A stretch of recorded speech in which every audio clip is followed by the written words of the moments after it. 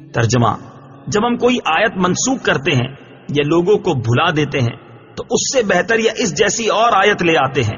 اے مخاطب، کیا تجھے معلوم نہیں کہ اللہ ہر شے پر قادر ہے؟ ما ننسخ، ہم جو منسوخ فرمائیں۔